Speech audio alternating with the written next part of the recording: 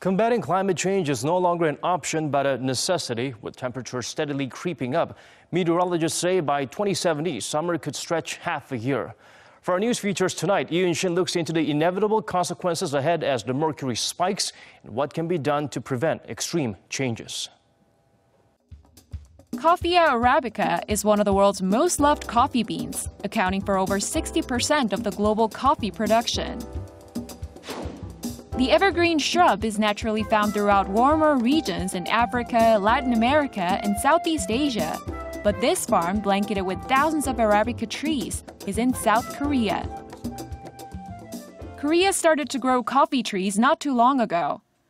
As the plant can tolerate low temperatures but not frost, it would have been nearly impossible to grow these in the past, as winters were harsher. The ideal temperature for Arabica ranges from 15 to 25 degrees Celsius. 40 or 50 years ago, we would have had to have many small greenhouses instead of large-scale vinyl greenhouses like this one with heaters everywhere in the farm to keep it warm. Nowadays, the underground heating system is enough to keep the temperature right, so it saves costs. Shorter, warmer winters have brought about other shifts in the local agriculture industry. Jeju Island used to be home of subtropical Jeju tangerines, producing over 99% of the fruit.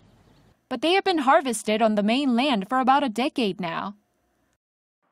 Other regional specialties such as Cheongdo peaches and Daegu apples have lost their meaning as the planting boundaries have moved northward over the years.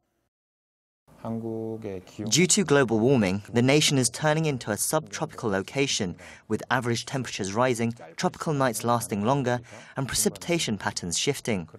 We can find a way to take advantage of the climate change in agriculture and fishery industries, but global warming also brings meteorological disasters and abnormal conditions that lead to all kinds of damage. Over the past century, average yearly temperatures have increased by nearly 2 degrees Celsius. And these higher temperatures have brought about visible effects, with the number of people admitted to hospital with symptoms caused by heat waves in July doubling over the past 5 years.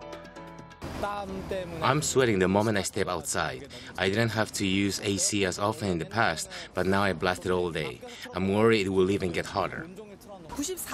About 20 years ago, I don't recall feeling suffocated by the heat or tropical nights keeping me up. A day with an average temperature of 20 degrees Celsius or higher. That's how some experts define a summer day. About 100 years ago, here in Seoul, summer lasted a little over 90 days. But in recent years, the hot season has dragged on for more than 130 days. The longer summers are caused by many factors, but they're mostly centered around rising global greenhouse gas emissions. If the gas emissions continue to follow the current trend, it will lead to the global carbon dioxide readings doubling by the year 2100. By then, it's expected that Korea will have 40 more days of summer than now.